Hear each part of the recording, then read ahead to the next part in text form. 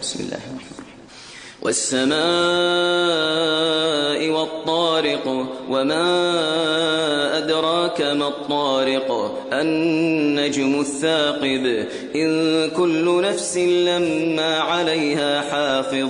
فلينظر الإنسان مما خلق من ماء دافق يخرج من بين الصلب والترائب إنه على رجعه لقادر يوم تبلى السرائر فما له من قوة ولا ناصر والسماء ذات الرجع والأرض ذات الصدع إنه لقول